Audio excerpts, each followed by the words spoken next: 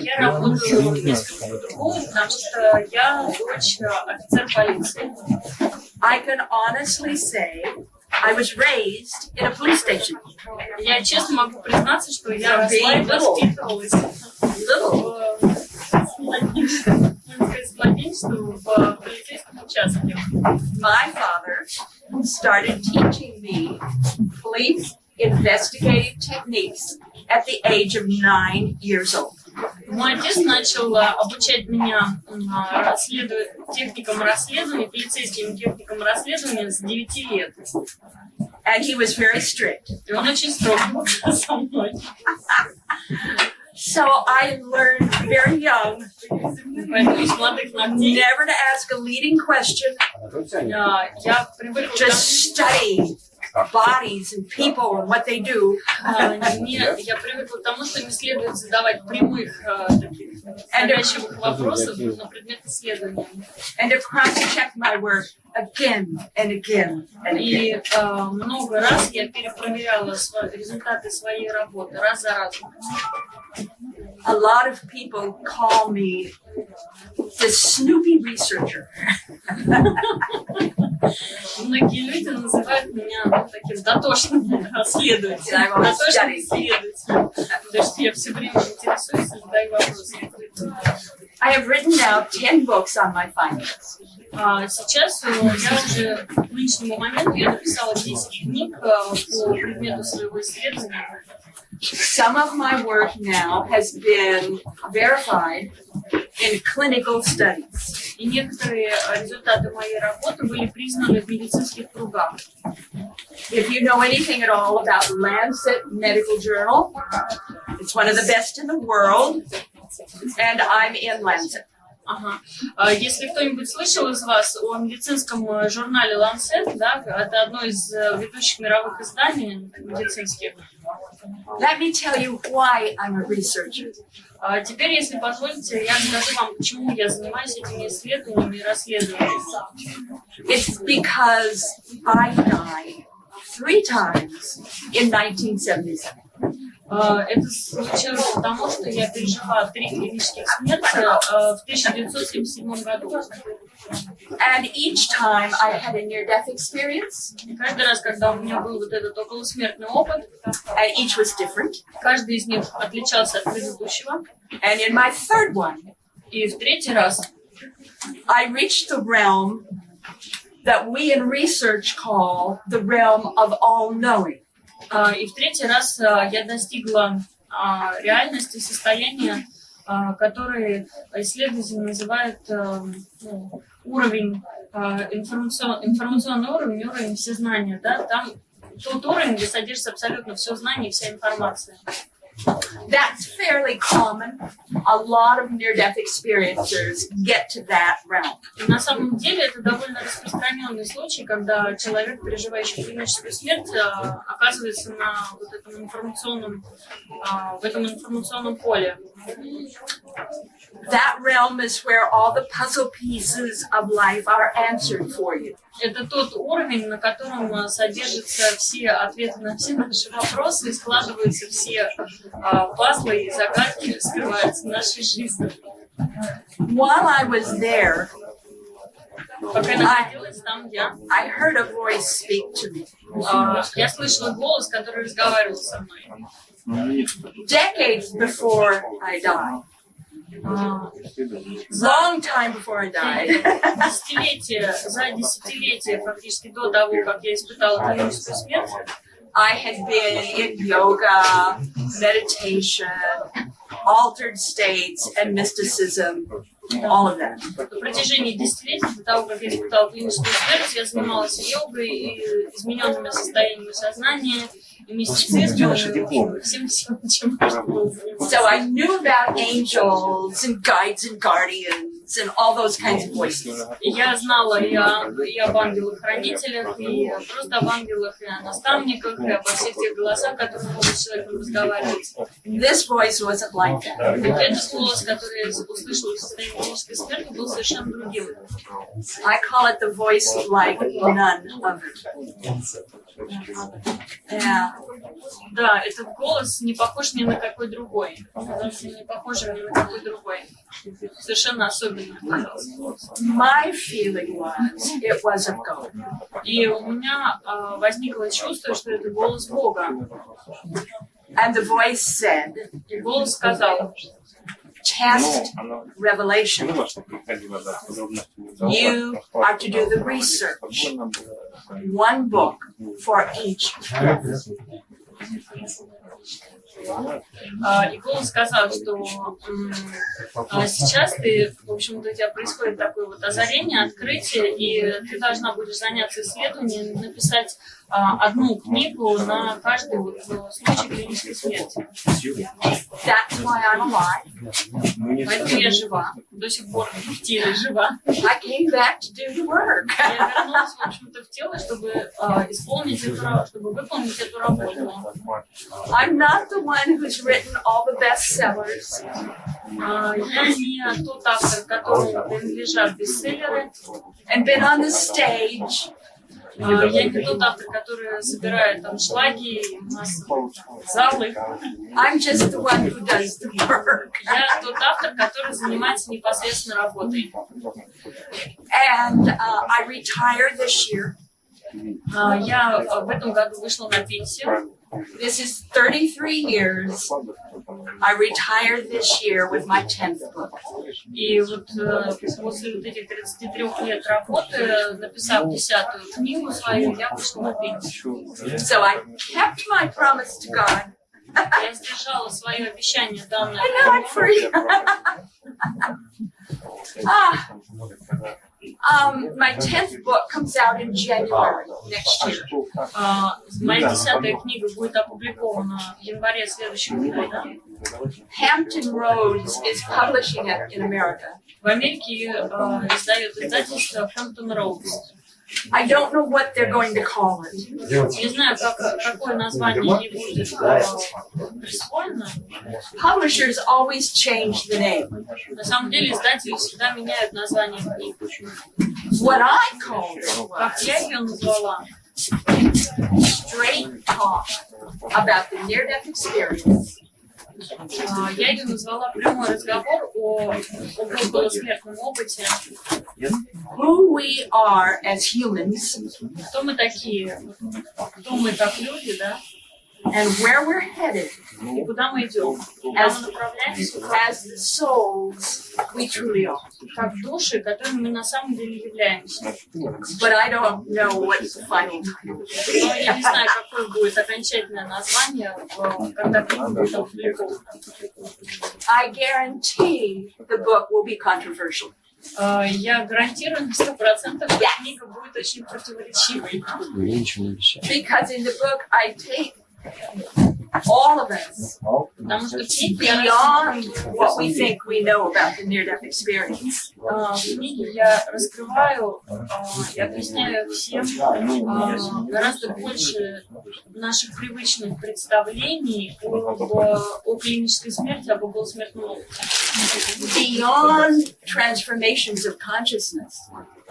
Я сильно выхожу за рамки преобразования реальности, преобразования сознания. All of them.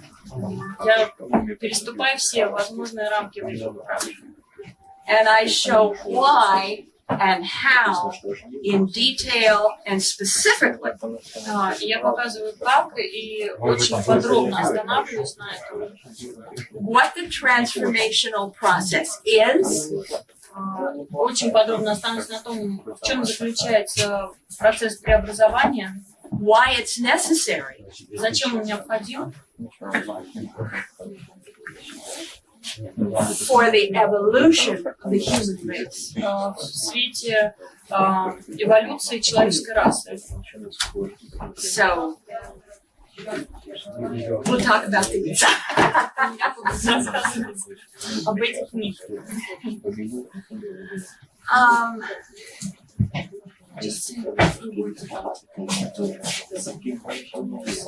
we going to have a seminar?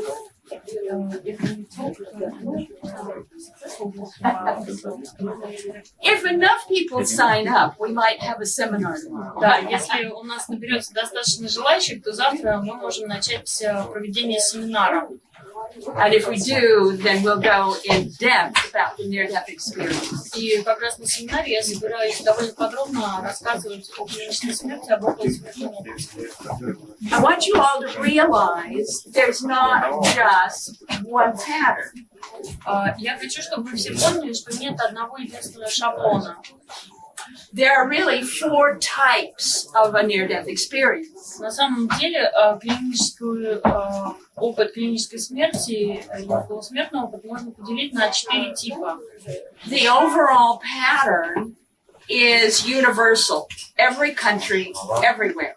Да, первый тип это вселенский, и это работает независимо от воспитания, сознания, расы, страны. But what people see, what people go through, how they describe it is different. Но, в общем-то, то, что люди наблюдают, находясь в этом состоянии, и то, что они описывают, и как они это описывают, это может отличаться друг от друга. I'll just briefly give you the 4 major types of the experience. Я вам кратенько расскажу об этих 4 типах переживаний. The first one is the initial experience. Первый уровень, так называемый начальный. It has just a very few elements. Там присутствует всего несколько элементов, несколько Something составляющих. like hearing a special voice. Прежде всего, это слышание особого голоса, A quick in and out of body experience. быстрый выход, краткий выход из тела, Maybe meeting the friendly dark. может быть встреча с такой так называемой дружелюбной, дружественной темнотой, Or being in the loving nothingness. или человек оказывается в вакууме, в состоянии ничего, наполненном любовью. A lot of children have that kind. Очень многие дети описывают вот эти вот Adults too, but mostly kids. Это встречается и у взрослых, но больше детей испытывают, попадают на этот первый уровень, скажем так. The second one is the heavenly or pleasant near-death experience. Второй тип опыта я бы назвала приятным опытом или небесным. This is the one Райским. you hear the most about. Вот именно о нем большая часть рассказов. Movies, television, books Именно о нем talk снимают mostly about this. Да, больше всего снимают фильмов, пишут книг, проводят шоу и так далее. They're usually met by loved ones who have died before. На этом уровне человек, как правило, встречает родственная душа, там любимый человек, который ранее ушел из жизни. Even animals. There's lots of animals that show up in these experiences. Даже много животных там оказывается очень Maybe a часто. pet that died. Очень много домашних животных, которые умерли у владельцев, да, и если владелец испытывает состояние клинической смерти, то он может встречать какие-то родственные домашних животных. It's usually very beautiful, И обычно это очень красиво. like a loving family reunion. Этот уровень очень красиво, исполнен любви, теплоты, как любящая семья, в которую попадает человек. A lot of these people have a life review. И у многих людей, имеющих подобный опыт, им показывают жизнь как вот такую ускоренную кинопленку. The third one is the hell-like or uncomfortable near-death experience. Третий вид опыта – это, скажем так, адский опыт или неприятный опыт.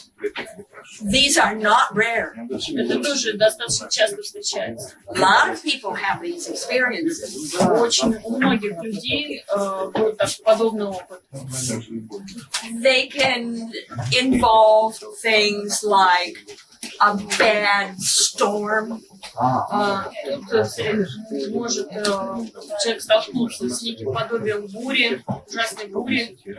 Or the person gets caught in a swirling vortex. Или человек попадает в воронку.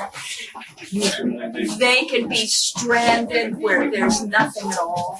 Или человек попадает в некое место или пространство, где вообще ничего, никого нет. It's like they've been abandoned. То есть человек испытывает ужасающее чувство одиночества.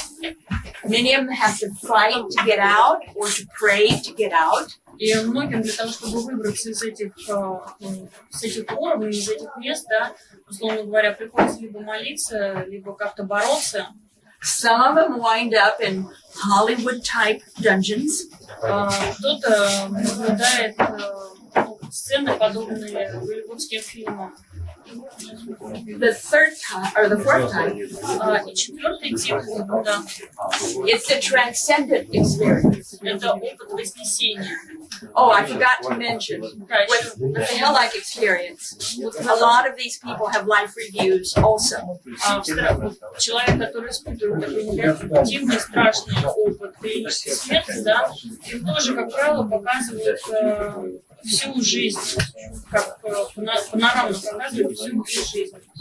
The transcendent experience Опыт вознесения, скажем так, is usually the most complex. это самый, наверное, сложный, самый многогранный. Very seldom is there a life review. Очень редко в этом случае человеку показывают его жизнь. Very seldom is there anything personal. Очень редко случаются какие-то личностные моменты. With the transcendent experience, these people often wind up in some kind of spiritual college where they're learning things. Spiritual heavenly college or university. Переживая четвертый тип околосмертного опыта, люди оказываются, как правило, в неком духовном вселенском университете, духовном учебном заведении, где они быстро-быстро обучаются. Sometimes they hop aboard a light ray and tour the universe. Иногда они следуют за лучом света, который ведет их во Вселенной. Many of them are shown all of history. Многим из таких людей показывают отрывки истории. And many of them are challenged to come back and make a big difference in the world. И многим из людей, испытывающих подобный опыт, в общем-то, бросает такой своеобразный вызов, состоящий в том, чтобы человек решился вернуться обратно на Землю и изменить сознание живущих людей. Let me now bring you up to date Так, сейчас with the latest research findings. Я вам немножечко расскажу о своих последних исследованиях. Most of these are medical findings. По большей части это медицинские моменты. We now know Сейчас мы точно знаем, between 4 to 5% of the general population in any country will have these. Значит, если говорить о статистике, то приблизительно 5% населения любой страны имеет подобный опыт. In the crisis, in the area of crisis, like in a hospital or an accident scene, В периоды кризисов или в местах кризиса, ну, например, там больницы или аварии, которые имеют место, 12 to 21% of the people will have one of these. Люди, которые вот оказываются либо в больницах с сложным заболеванием, либо попадают в аварии серьезные, от 12 до 21% будут иметь подобный опыт. Why some people have them and some people don't, we do not know. Причины, по которым некоторые испытывают это состояние околосмертное, а другие не испытывают, нам неизвестны. We now know through scientific research Сейчас мы точно знаем, и это было научно доказано, that things like out-of-body experiences, что выход из тела, опыт выхода из тела, the dead come back, воскрешение мертвых,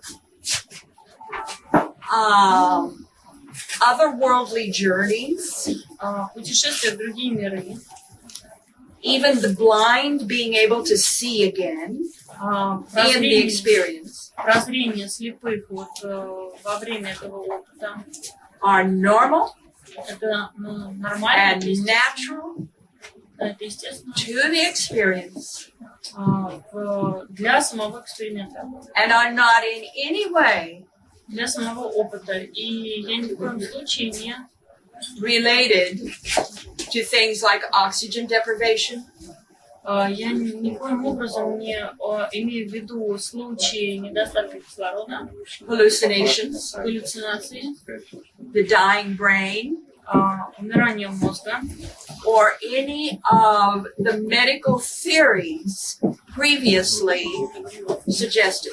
или многие медицинские теории, которые были выдвинуты ранее.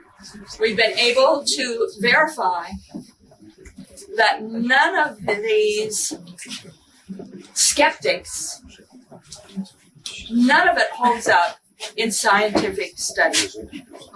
Я точно могу сказать, что все эти скептики, они не имеют ни малейшего отношения к научным исследованиям. What we know today То, что мы знаем сегодня, is that no matter how long the person is dead, то, что мы знаем сегодня, заключается в том, что неважно, сколько времени человек был мертвым, no breathing, без дыхания, no pulse beat, без пульса, no brainwave activity, без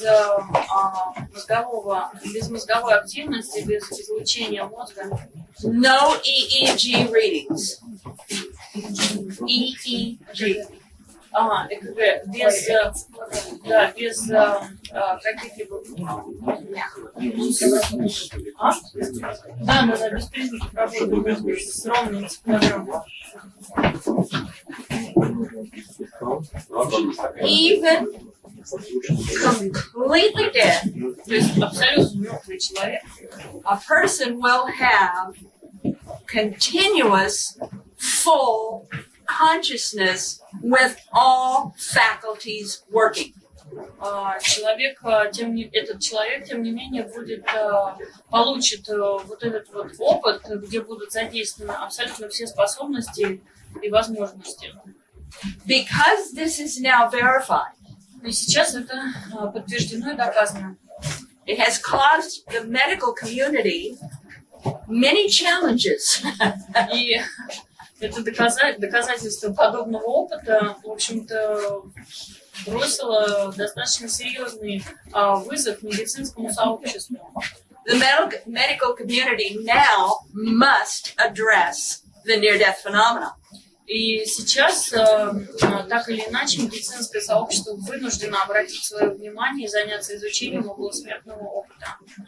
Because of that, И из-за этого in England and the United States, в Англии, в США, maybe some in Europe, I'm not sure yet, и, может быть, где-то еще в Европе, я, правда, не до конца уверена в этом, there are at least 100 medical colleges существует порядка 100 медицинских колледжей, now teaching classes on the near-death phenomenon.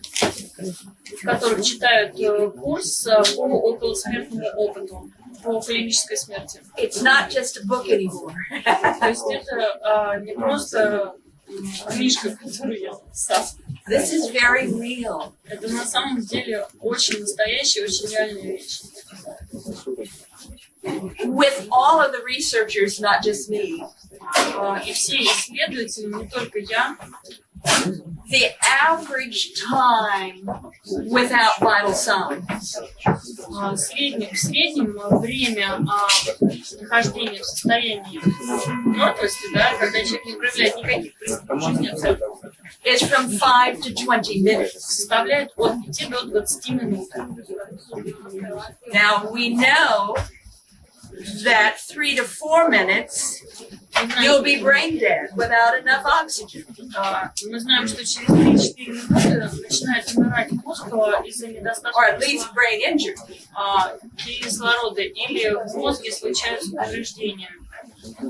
This is what I'm telling you now is a signature feature of real near-death experience. И то, о чем я вам рассказываю, я хочу особо обратить внимание на этот признак именно того, что человек испытывает околосмертный опыт. No matter how long they are dead. Независимо от того, сколько человек находится в состоянии смерти, not only is there little or no brain damage. Not only. Not only. И не только то есть мозг не только не повреждает, но имеет либо совсем маленькие, незначительные повреждения, либо совсем не повреждается. But they come back with brain enhancement. Но люди возвращаются, испытавшие нечто подобное, возвращаются с как сказать, с улучшением, да, с улучшением деятельности, с улучшением, с усилением работы мозга. It means you come back smarter than you were before. То есть расширяются способности, возможности мозга, и человек возвращается оттуда. Somehow it expands the brain's capacity. Гораздо более умным, чем до подобного опыта. Каким-то образом в этом состоянии расширяются возможности и способности мозга. If they continue to prove this in medical studies, и если продолжится изыскание научные, медицинские научные изыскания на эту тему, it will challenge the basis of science itself. то по большому счету основы медицинской науки будут в своем роде подорваны. So this is a very big thing. Их надо будет пересматривать определенно, и это очень важно. Now, in January of this year, Так, в январе этого года Dr. Jeffrey Long came out with his book. Доктор Джеффри Лонг издал свою книгу. It's called Evidence of the Afterlife. Которая называется «Свидетельство о после жизни». It is his belief through his research. И он убежден, опять же, основываясь на своих исследованиях, that he can prove there is an afterlife and that you go there when you die. Он убежден в том, что, и он может это доказать, что после смерти физического тела начинается другая жизнь, или продолжается другая жизнь, да, и мы все туда попадаем. Next month, June, и в следующем месяце, то бишь в июне, Dr. Pim van Lommel of Holland, доктор Пим ван Лома из Голландии, he's a cardiologist, это кардиолог, heart doctor. He comes out with his book called Endless Consciousness. Он, в общем-то, выпустит свою книгу, которая называется «Безграничное, бесконечное сознание». Dr. Lommel is one of the finest researchers in the field today. И доктор Лома является одним из самых признанных и весомых исследователей вот этой области на сегодняшний день. And he in his book talks a lot about consciousness and intention and how alive our universe is. И в своей книге доктор Лома описывает, рассказывает о намерениях, о сознании и о том, насколько вообще живая Вселенная. In September, В сентябре, September, да, через несколько месяцев, в сентябре, the Aware study makes its report. Aware, A-W-A-R-E, Aware, that's the name of it. Значит, общество, тоже, которое называется Aware, выпустит результаты своих исследований. Aware means awareness in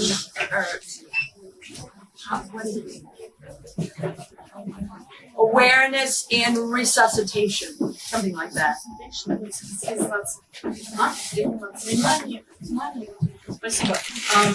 Значит, и они посвятили это исследование осознанию, осознанности в реанимации, в состоянии реанимирования, в состоянии реанимации. They are doing the largest study yet. И вот это тип исследования по поводу реанимации, реанимирования человека самое обширное. A number of countries are involved. Там участвуют очень многие страны. 600 patients, 20 hospitals. И в этом исследовании принимает участие 600 пациентов из 20 стран. They make their report in mid-September. Вот в середине сентября выйдет как раз отчет об этом исследовании. So that's coming. Вот все на подходе. I really think part of their report is going to be a failure. Я думаю, что вот часть вот этого отчета, она будет основательной. I say that because of the type of tests they are setting up. И я говорю это потому как знаю тесты, которыми они пользуются. To prove the out-of-body experiences. Тесты, которыми они пользуются для подтверждения, для доказательства опыта выхода из тела. And I don't think they're setting up good tests. Я думаю, что эти тесты не совсем корректные. So I don't think they're going to find anything, but that's just my opinion. Лично я, извините, это мое личное субъективное мнение, считаю, что они не так много исследуют. But the rest of their studies are good. С помощью этих тестов, но в остальном их отчеты, их исследования очень хорошие. And I know they'll be able to prove a lot about continuous consciousness after death. Я знаю, что им удастся действительно привести множество доказательств в пользу существования сознания и осознанности после состояния смерти. And then next January comes out my book, И в следующем январе, как я уже сказала, выходит моя my final one. последняя And it is very, very specific она очень особенная. about DNA, about the pineal gland, about the brain, about all kinds of things. Я рассказываю там о ДНК, о мозге, о щитовидной железе, шишковидной железе, не хочется даже спасибо. Эпифиз. Эпифиз. So that gives you the schedule. Да, вот такое вот у нас расписание на ближайший год. Oh, gee. Would you like to ask some questions now? Вопросы какие-нибудь у вас? Or make some statements? How many here have had a near-death experience? Клинический, околосмертный опыт. Anybody else? Здесь присутствующий Just the two of us? испытывал. Anybody else around here has got a walking dead person? I am. Я точно испытывала. We always used to laugh at Dr. Raymond Moody.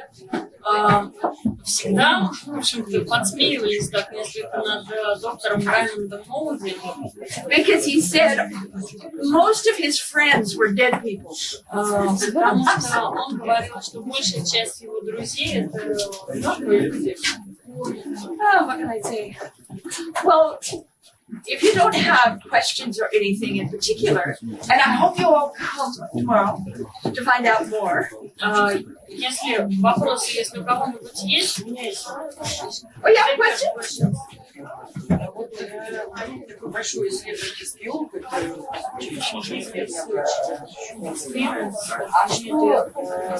дает ваше исследование тем людям, которые практически что-то может other people who have experience near-death experience, so to speak, can they get something from your, something useful from your method? Yes. I mean, except for the medical points, medical part. Yes. It is my belief, Да, я уверена, and it is what I have been able to verify. я уверена, я это, в общем-то, доказала, And it's because of the after effects. After effects. Последствия, которые очень важны. The after effects of a near-death experience Последствия околосмертного состояния are the same or similar. Либо абсолютно одинаковые, либо очень похожие. The after effects of anyone who's gone through a transformation of consciousness. No matter how. Независимо, значит, последствия переживания, испытания околосмертного опыта очень схожи и вообще совпадают с последствиями у человека, который испытал преобразование сознания. So what many people say when they read my books, И как многие люди, читая мои книги, они потом говорят, especially about the after effects and how it affects people, особенно вот касательно части they'll say, эффектов, that happened to me, and I didn't have a near-death experience. Они говорят, вот у меня это тоже присутствует, со мной это тоже случилось, но я не испытывала состояние клинической смерти. Yes, any other method. Да, мы можем как бы это сравнить. Я не испытывала, и мы Meditation, да, медитация, prayer, молитва, Kundalini breakthroughs, значит, открытие, поднятие кундалини, shamanic vision quests, шаманский такой получение видений, да, these visionary breakthroughs that happen in churches sometimes. вот эти видения, которые имеют место иногда быть в церквях. There's lots of different ways Способов of очень shifting много. your consciousness. Способов сдвинуть, преобразовать сознание очень много. Lots of books are out now Сейчас вышло очень много книг, that teach you how to shift your consciousness. которые непосредственно напрямую учат нас тому, как преобразовать свое сознание. You can do it by deciding to. И можно добиться этого, просто приняв решение, как преобразовать сознание. Let's say you want to be a better person, you want a better life. То есть, если вы говорите себе, что я хочу стать более хорошим Lots of books человеком, teach that. я хочу жить более хорошей жизнью, то у вас есть очень много информации на этот счет. And depending on you И исключительно от вас зависит, and how willing you are to follow those steps in your life. насколько вы готовы и согласны и желаете предпринимать вот эти вот шаги, которые приведут вас к You этому begin to change too. преобразованию сознания, и, соответственно, вы начнете меняться. What's the big difference with the near-death experience? Чем так вот сильно отличается околосмертный опыт? It happens when people did not make a choice for that. Он имеет There's no место, choice. вне зависимости от согласия или решения человека. То есть, You didn't choose to be a better person. человек не принимал решение о том, что он хочет измениться в лучшую сторону. You didn't choose to change your consciousness. Он не принимал решение о том, что хочет преобразовать свое сознание. All you wanted to do was live. Все, что хочет человек делать, просто жить. So it's happening to little children and babies. И это случается даже с младенцами, совсем прям маленькими младенцами и маленькими детьми. We can have it in the birth canal when a baby is being born. И это может случиться непосредственно в момент рождения, до того, как ребенок сделает первый вдох в своей жизни. And the child remembers it. И ребенок это запоминает. When they're old enough to speak И когда ребенок or подрастает draw pictures и научается or говорить или act рисовать, things out, или как выдать информацию, да, которую... then they start telling their parents, "Oh, there's an angel there and she's talking to me." Как раз такие дети говорят, он там ангел, который со мной разговаривает, говорят своим родителям. Or they'll talk about the experience they had in mommy's womb. Или дети начинают рассказывать своим мамам о вот этом опыте, который у них был. И мама, конечно, пугается. where they were told why they were being born and what they were supposed to do. Потому что фактически ребенок, когда родился, получив этот опыт, получил вместе с ним инструкции насчет того, что он должен делать в своей жизни. Many of these children come back with the ability to heal. И многие дети, получив подобный опыт, возвращаются со способностью исцелить. The ability to see auras and to see the dead.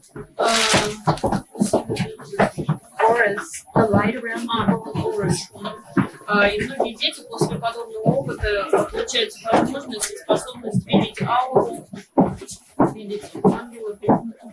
They'll know the future before it comes. И они видят, знают будущее до того, как оно наступает. A lot of that in this. Очень много описано в этой книге. So it can happen all kinds of ways. То есть это может произойти любым, множеством способов. But anybody learning about this can be helped. И все, кто узнают об этом, получают эту информацию, это своеобразная помощь, которая приходит к человеку. Especially someone who has lost a loved one. Особенно для тех, кто потерял близкого, любимого человека. You have hospice here? Hospice, the deathbed, you're taking care of people who are very ill. This kind of material is very helpful. Вот этот материал тоже очень помогает тем, кто находится в хосписе или тому, кто помогает ухаживать за людьми, находящимися в хосписе. То есть помогает людям, фактически, которые обречены на смерть. What excites me что меня очень сильно воодушевляет, is what the near-death experience shows us. Так это то, фактически, что являет нам околосмертный опыт. Is how incredibly gifted Насколько более одаренными and capable способными, all of us are. Насколько более одаренные и способные все с вами. These are not special people. Это, в общем-то, обычные люди. These are all kinds of people. Совершенно разные люди. And they come back pretty much the same way. И они все возвращаются, испытав это состояние клинической смерти, очень похожими друг на друга. And people who learn about this И те люди, которые узнают о клинической смерти, о подобном опыте, can be helped just hearing about it. Они могут получить помощь, которая им необходима, просто прочитав эту информацию или услышав ее. We have done studies Мы, опять же, занимались исследованиями, проводили исследования of people who never had a near-death experience. Мы исследовали людей, которые никогда не испытывали клинической смерти, околосмертного состояния, But just read books about it. но которые читали об этом книги. Or talked to an experience. Или беседовали с тем, кто имел подобный опыт. And they began to show the after effects too. И вот эти вот люди, которые просто получили эту информацию, они тоже в какой-то момент, у них тоже начинают проявляться вот эти вот побочные положительные эффекты, как если бы они тоже испытали это состояние. So we're talking here about something that affects everybody. Поэтому мы здесь с вами говорим о том, что так или иначе влияет абсолютно на всех. I'm not just telling you tales. Еще раз хочу сказать, что я не рассказываю сказки About great masters. о великих учителях. No. Нет.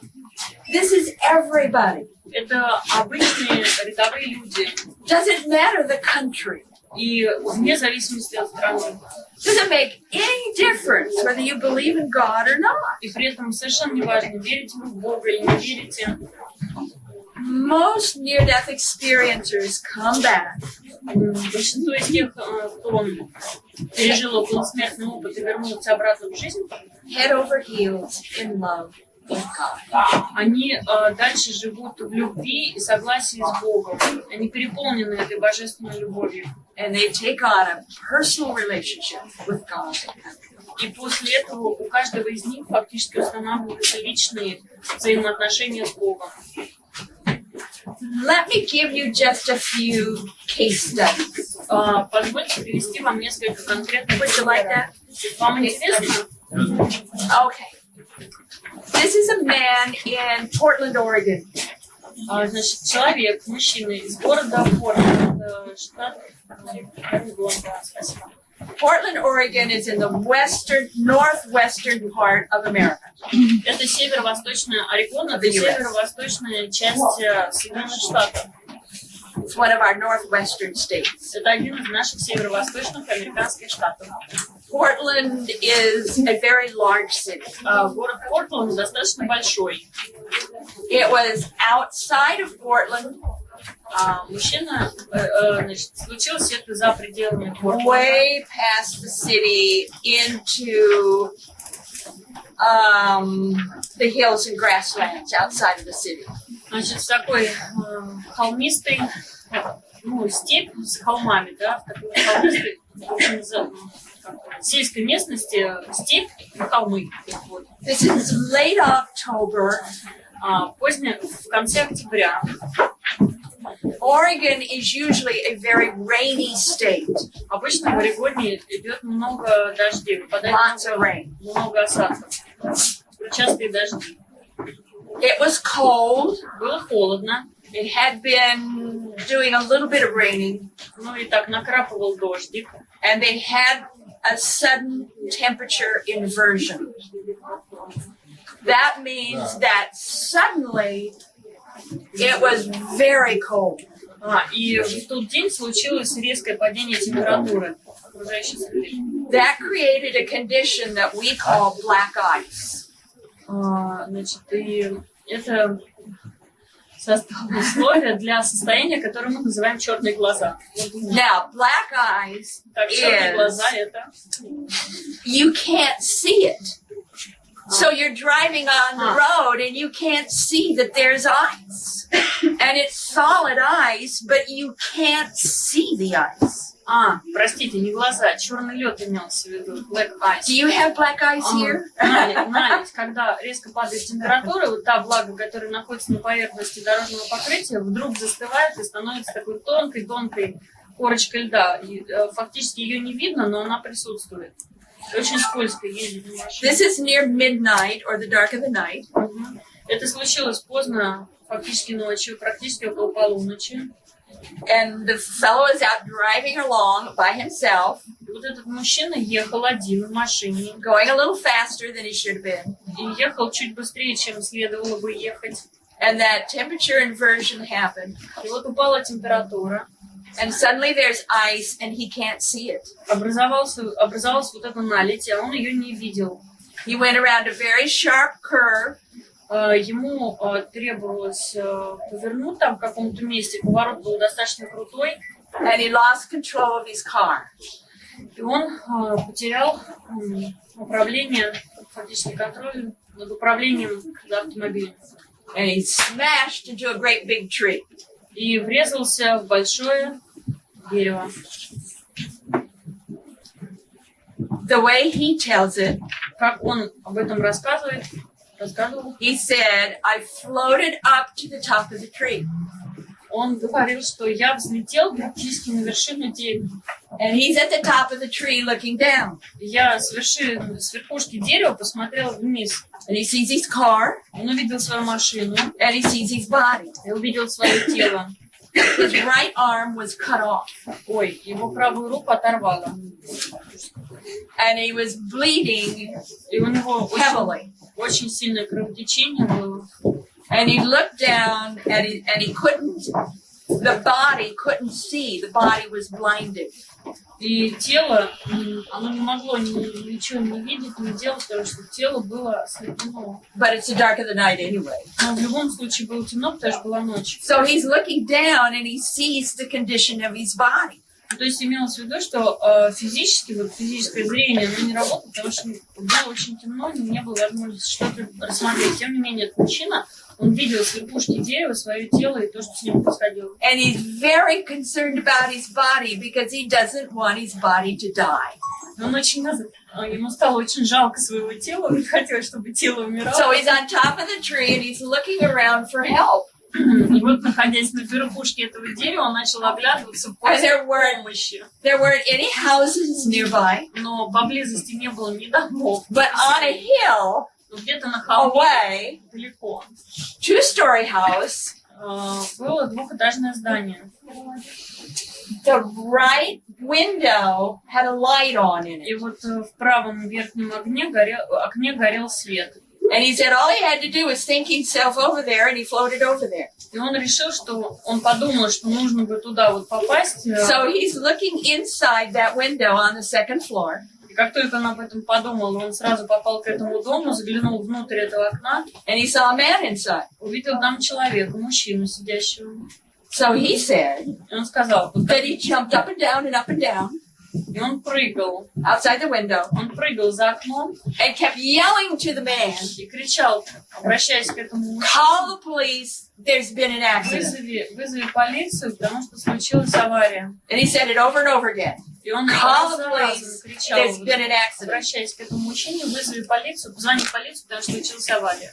The guy inside later told the police Значит, человек, который находился в этом доме, он действительно позже позвонил в полицию. he looked up at the window, Он посмотрел в окно, выглянул в окно, and to him it looked like a heavy fog.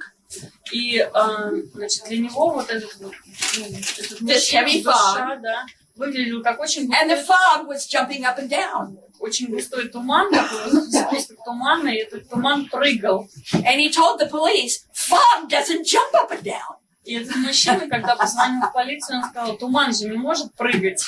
And then he heard the voice in his ear saying, call the police, there's been an accident. And he went right to the phone and called the police. И вот когда он увидел этот туман, он тут же услышал голос вот того, который просил о помощи, что позвонит в полицию и сообщи об аварии. И он сразу же позвонил в полицию.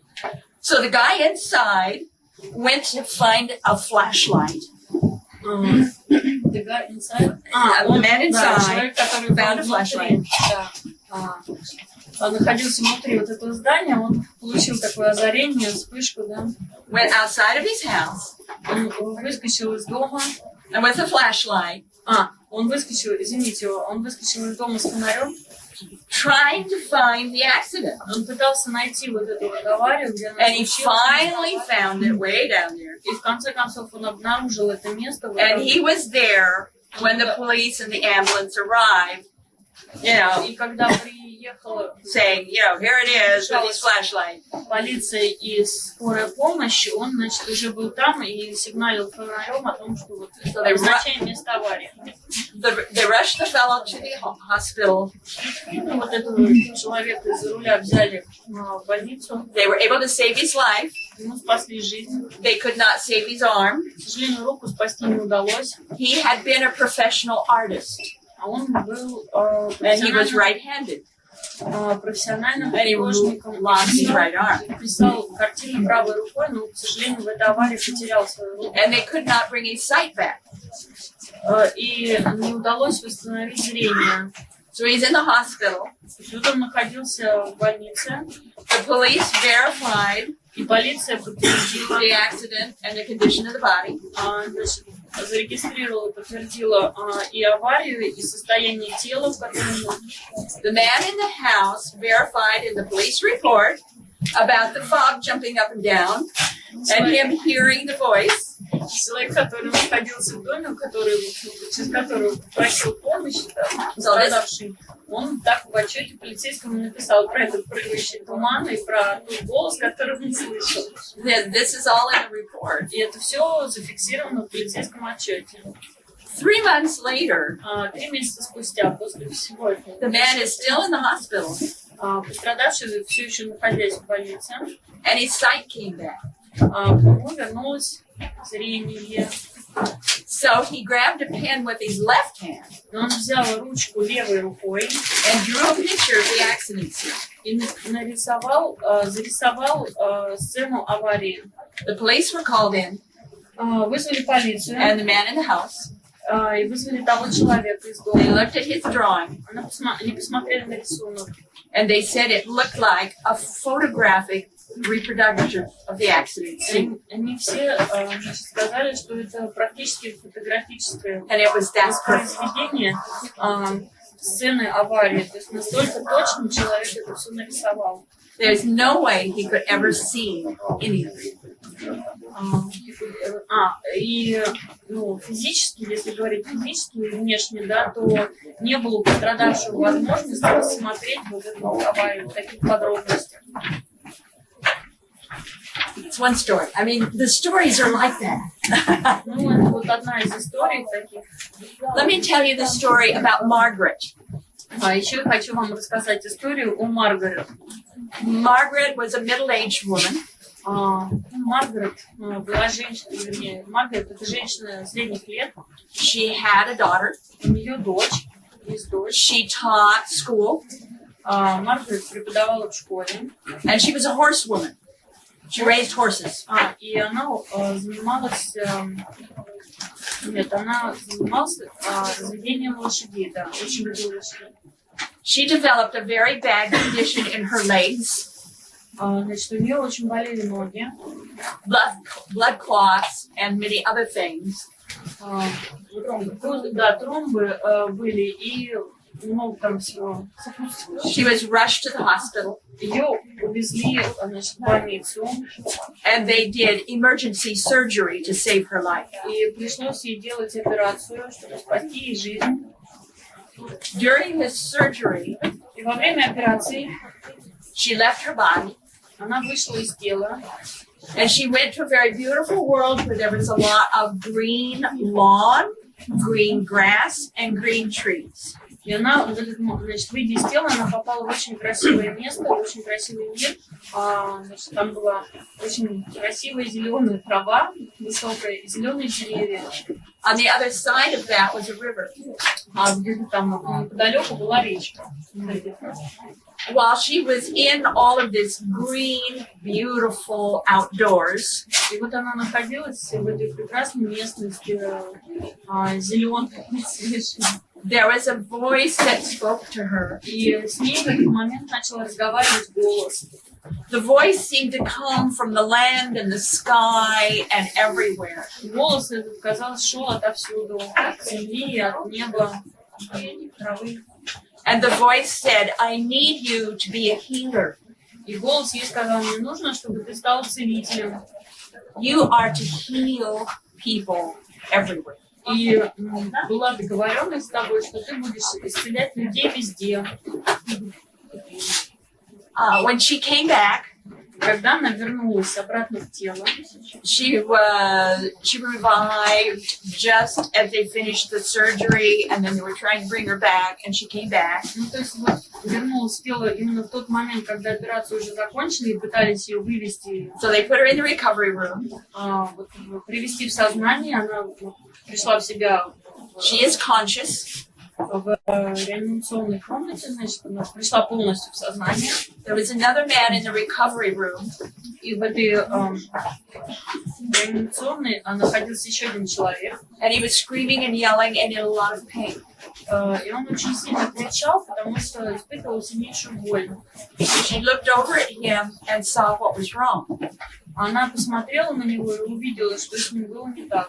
And with her heart and her mind, she healed him. И вот силой своего сердца и силой своего ума она его исцелила. At the far end of the recovery room was another room. Значит, за реанимационной находилось еще одно помещение, еще одна комната. The windows to the room were all black. И You could not see through them. окна в комнате были закрашены черной краской. No one went in or out of that room. И в эту комнату никто не входил, никто оттуда не выходил. She looked at the room and saw through the wall. Она обратила свое внимание на эту комнату, и сквозь стену она увидела. On the other side of the wall was a bed, and she saw a young boy in there who'd been burned so badly his skin was black. Значит, в той комнате стояла кровать, на которой лежал мальчик, и он попал, в общем, он очень сильно обгорел, и кожа вся была черная, обожженная. So she projected her soul out of her body, went through the wall to visit the little boy. И она еще раз, значит, вышла из тела и приблизилась к этому мальчику, да, вот. She sat on the edge of his bed. He could see her. Она села на край его кровати, он ее увидел. He was about 7 years old. Мальчик маленький, 7 лет примерно. And he was very worried about dying. И он очень волновался, он не хотел умирать. Not for his sake, but for his parents. So she... Are you okay? Не потому, что он сам не хотел умирать, а потому что он боялся за своих родителей. Ну, жалко было родителей. So she spent a long time with this boy, Она провела много времени с этим мальчиком, telling him it would be all right, говоря с ним, что будет все в порядке, and his parents could handle this, и что его родители проживут это. and that it was okay for him to die. The other side was beautiful. И если он умрет, в общем-то, это тоже будет хорошо, потому что с той стороны, He didn't have to be afraid. что ему не надо бояться. She went back to her body. Она вернулась в тело. 2 months later, she's in a wheelchair.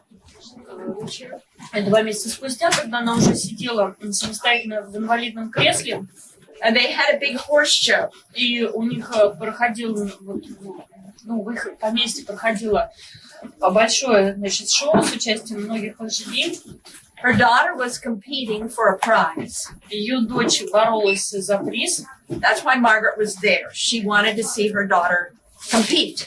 И, значит, эта женщина, Маргарет, присутствовала там, она хотела посмотреть, как ее дочь выиграет. Her daughter won first place. И ее дочь выиграла действительно первое место. Then they announced the daughter's name and Margaret's name over the loudspeaker. И, значит, объявили по громкоговорителю имя победившей дочери и имя Маргарет. Surprise, surprise. Вот и сюрприз.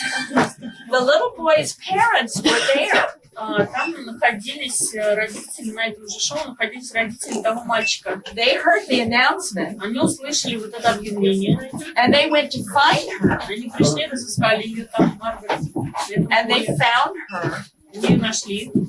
And the little boy had died. Мальчик действительно умер. But they were so grateful to Margaret for helping their son and helping them that her talking to their son had made such a big difference. And they thanked her again and again. И они благодарили Маргарет за помощь, которую она оказала их сыну, и за помощь, которую она оказала им, значит, и за то, что она помогла, в общем-то, пережить эти события и пережить это состояние. И они благодарили ее снова и снова. They knew her by her name. Они узнали ее вот по ее имени фактически, Because their son had told them her name. потому что их сын назвал им ее имя. He had described to them what she looked like. И он описал им ее внешность. Now stop and think for a minute. Вот на секундочку задумайтесь. Margaret was just out of surgery. Маргарет только, в общем-то, да, была только прооперирована. She's still on the gurney or hospital bed. То есть она была на кровати вот под аппаратами реанимации. There's no way she could have gotten out of that bed and walked over to that room. Физически она никак не могла встать и дойти до соседней комнаты. There's no way she could have ever known if anybody was in that room. И физически, внешне она никак не могла знать, находился ли кто-то в этой комнате или нет. None of the nurses spoke anything about this book. То есть никто из медсестер ничего не упоминал об этом мальчике. Yet, at the horse show when her daughter won. И тем не менее, вот на соревновании, да, когда ее дочь выиграла, The parents were there. They looked her up. They knew her name. They knew what she had told their son. And they thanked her. Родители этого мальчика знали, кто она, не знали, как она выглядит. Они нашли ее и поблагодарили за оказанную помощь. You see, she never physically Видите, то есть это не visited the boy. физически, она никогда не How did he know her name? не приближалась к мальчику. И тем не менее он знал, как ее зовут, знал, как она выглядит. What we're talking about here is the soul. То есть мы все-таки говорим с вами о душе. Извините, я хотел спросить, а вот какие-то конфессиональные объяснения вам помогали, например, там, буддийское видение, скажем, оно как-то помогало опыт, в смысле? Confessional explanations help you, say, Buddhism or some other confessions. Me? No. Нет. No, just God, straight God. Только Бог. Just прямой God. Бог. No books, no religion, God. Никаких религий, никаких. Все, в общем-то, довольно интересно. It's all very interesting. Вопрос. Вы на свою смерть строите какие-либо планы, либо, может быть, отработать ситуацию, либо что-нибудь посмотреть, вот, как вот исследователь, вот именно на себе посмотреть. Строите вот такие планы или не строите? Простите, а вы слышали вот в начале, когда... вы очень похожи на что? Просто госпожа Atwater говорила, что она в 77 году испытала 33 раза состояние клинической смерти, и каждый из них отличался от предыдущего. Ну, значит, вы представка есть, вы уже есть определенный опыт, значит, еще можно как-то попрактиковаться. Клинические смерти? Не, ну, в смысле... Все мы смертны. А это вот самый такой переход окончательный. Ведь все равно, наверное, какой-то есть ее интерес.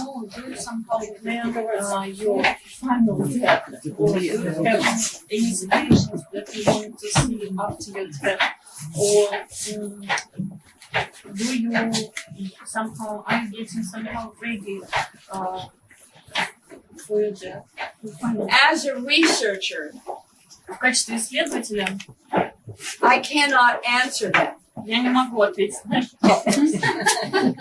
As an experiencer, И тем не менее, как человек, который испытал состояние клинической смерти, I can tell you я могу сказать, that we seem to know the other side because we've been there before. мы знакомы с реальностью на другой стороне бытия, да, потому что все там.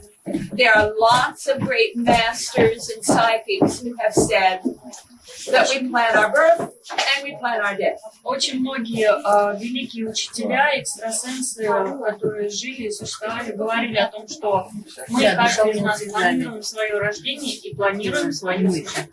But what I can say to you as a researcher, И в качестве исследователя я могу вам сказать, that a lot of these claims that are very specific, что все вот эти заявления, они очень особенные.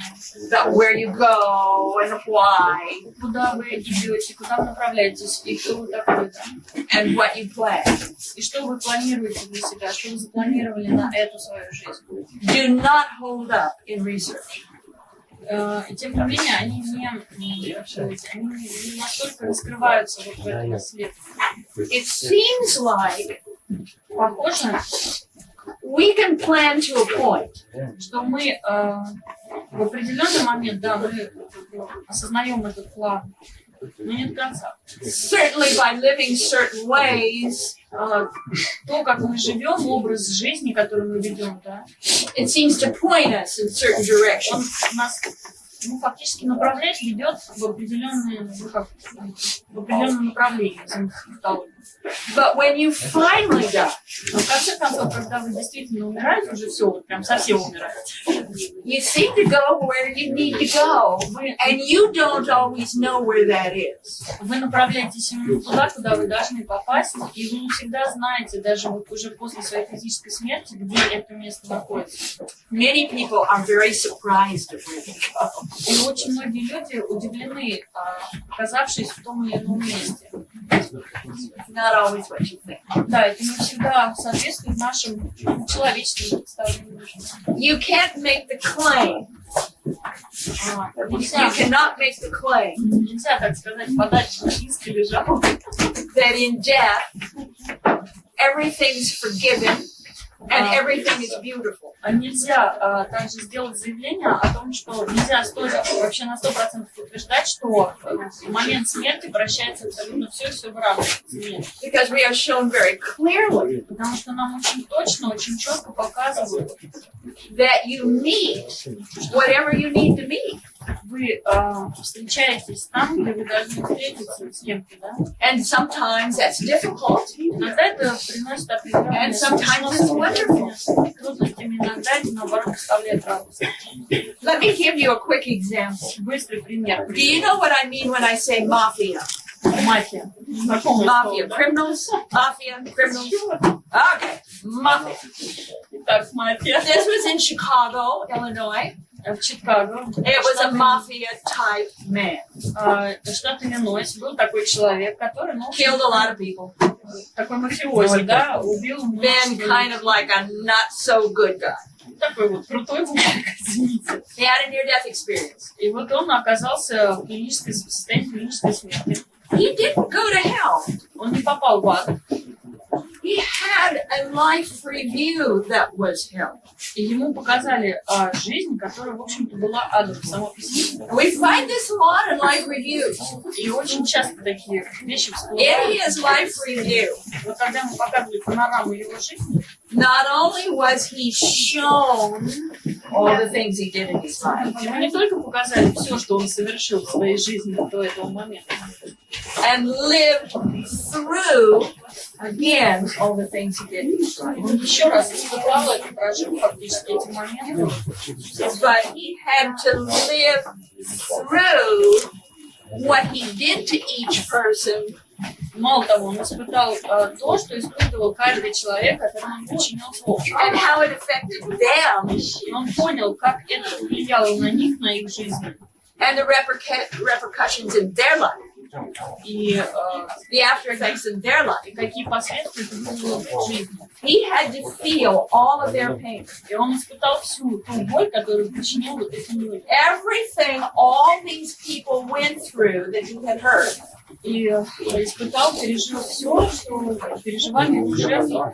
He had to feel all of their pain. Ему пришлось испытать эту боль. And he had to see what happened to them because of what he did. И ему показали, значит, ему пришлось посмотреть на то, что случилось с каждым из этих людей в результате его воздействия на них. He was so traumatized by that Это была такая травма колоссальная для него, when he came back, когда он вернулся. that he left the mafia, Он покинул мафию.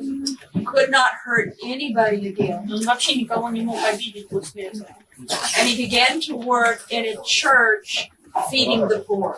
И он начал работать в церкви и вот раздавать бесплатные обеды. He said he wanted to make up for what he did. И он сказал, что таким образом он пытается хоть как-то вот, воздать за то, что он Your life reviews can be pretty rough. воздать за то, что он натворил. Depends. Очень это все But some индивидуально, people- все зависит. It's like there's instant forgiveness, and they view it as if they are detached. У некоторых это вот после такого состояния наступает состояние всепрощения, да, то есть они прощают и себя, и всех окружающих, и мало того, они начинают осознавать связь с источником, то есть Богом. But with other people, you have to live it all again. Но некоторым людям, как бы, очень требуется для вот этого осознания прожить абсолютно все заново. I was one of those. И я тоже Я такой live it all человек, again. которому пришлось еще раз прожить все заново. Ну, в общем-то, ответ ясен, но все-таки вот то, что там дальше будет не совсем ясно, это тоже определенной вероятности не только ясно. Ну, а все-таки есть вот у вас желание из своей смерти сделать эксперимент, исследование или нет? То есть как пойдет, так и пойдет. Нет? Есть у вас это желание или нет?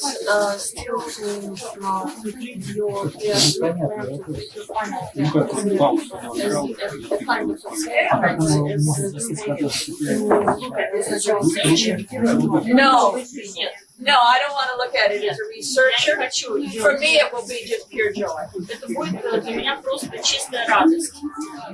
Вот, I mean, I know what it вот is. это So самое мне было it's just интересно. joyful. Это очень радостный момент на самом Look, деле. I finished my research. То есть 33 years. я только I'm что, through. я, можно сказать, и так очень рада тому, что вот за эти 33 года я закончила свое вот это глобальное исследование, что я теперь могу вздохнуть свободно. Now I get to share it with the rest of you. Ну, не знаю, вот, например, Фрэнсис Бэкон, он из своей смерти сделал эксперимент, так что это про самое интересное. Ну, все бы я понял вам. I don't need to do that. Извините, я как бы, может быть, повторяюсь, но неужели в тех описаниях многочисленных посмертных опытов, которые есть вот в мировой, как бы, каббалистике, Подождите, около смертного или после смерти? после смерти опыта, имеется же, в принципе, очень много их описаний. Неужели не нашлось соответствия в том, что как бы пережила она и те люди, которых она исследовала? Ведь эти же соответствия же на поверхности, они же не пишут. Неужели она их не Нет, подождите, она исследует опыт клинической смерти, она не исследует после смерти, жизнь после смерти, она исследует исключительно опыт около смертного состояния, клиническая смерть, когда человек, умерев там на 5-20 минут, потом возвращается обратно. Тебе-то рассказать не Может, могут. она Но тогда же как бы вот этот, он же фрагментарный и начальный. Вот то, что как бы она исследует, получается фрагментарен, он начален, с самого начала, как получается. Никто научный. Тем не менее, это способствует преобразованию сознания. Это самое главное. Ну, кстати, Можно говоря, я переведу, а то ну, Oh, получается. keep going. You're doing really good. You don't need me. No. So he says that probably you found some corresponding explanations or cases in Kabbalah or in some other books with what you were researching. No, I'm not a scholar. Я не ученый. I'm aware that there is some similarity Я with осознаю, like the Tibetan Book of the Dead. я осознаю, что есть некое соответствие When you talk about тибетской книги мертвых, когда вы говорите о, when you talk about the bardos. когда вы говорите о Бардоне, да. Yeah.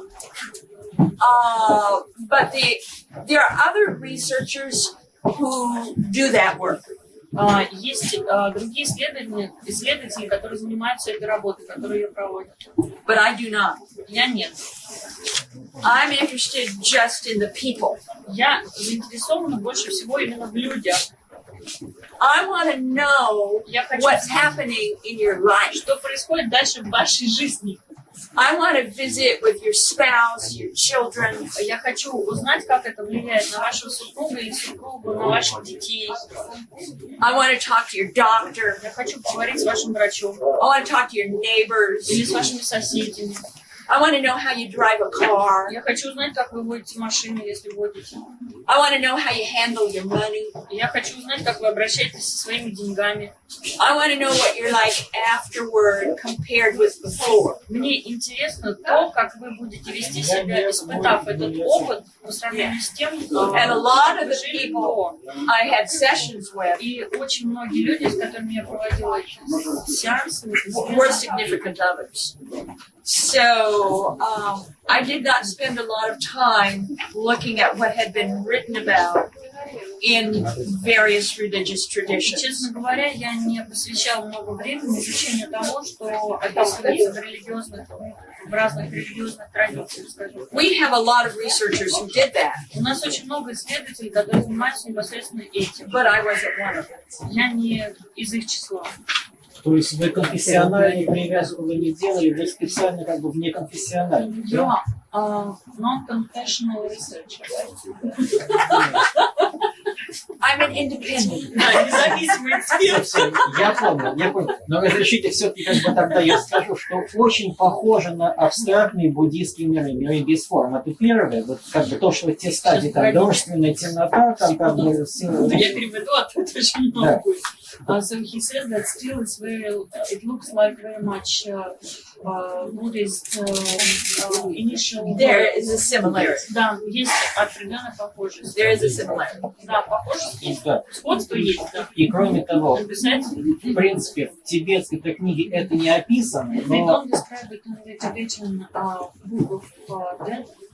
They don't describe it. They describe the Yes. bardos, and they're very similar to the bardos. нет, Барда описано, но вот эти абстрактные миры там, конечно, не описаны, не описаны. Are not described there. He means what you mean friendly.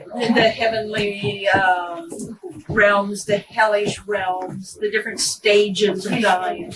That's in the bardos. That's in the... Ну да, Но да, различные они это не степени. описаны, но как бы, в более специальной буддийской литературе как раз описано вот это вот стадии именно предсмертные, вот так вот, преддостижения. Они She says that what we're talking about is described in the special Tibetan Buddhist literature, not in the book of Yeah, death. it's in there too. Да. There are a number of researchers who are scholars like you.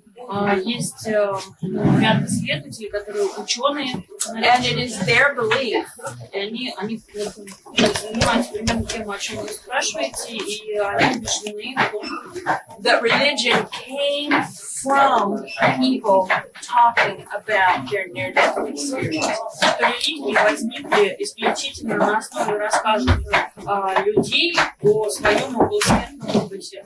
They believe that's what originated what we call religion today. То, что они убеждены в том, что то, что мы называем сегодня религиями, исходит изначально вот из этих рассказов о клинической, собственно, клинической смерти. Now, we can't prove that. Доказать, правда, это сейчас трудно. No, we can't prove it, but there's a lot of evidence suggestive of that. Но свидетельств, которые предполагают, из которых напрашивается этот вывод, достаточно много. But I'm not a scholar and I'm not a philosopher, Еще раз повторяю, я не ученый, я не философ. so that's not my work. Это не моя работа. But that is the work of others. Это работа других исследователей. Ваш вопрос, пожалуйста. Я хотела бы спросить, вот как вы считаете, с чем связано, что некоторые люди испытывают негативный опыт, да, околосмертный? То есть это какие-то, возможно, традиции воспитания, и для чего это может быть человеку дано, то есть что таким способом высшие силы, да, хотят как помочь человеку?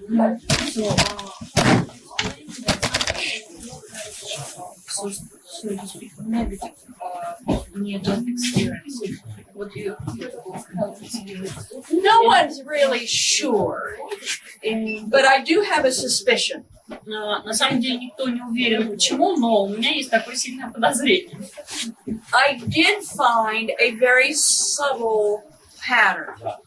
У меня есть такой вот, образец или шаблон, но очень такой размытый, With all four types. вот, который включает в себя все вот эти 4 типа, о которых я говорила.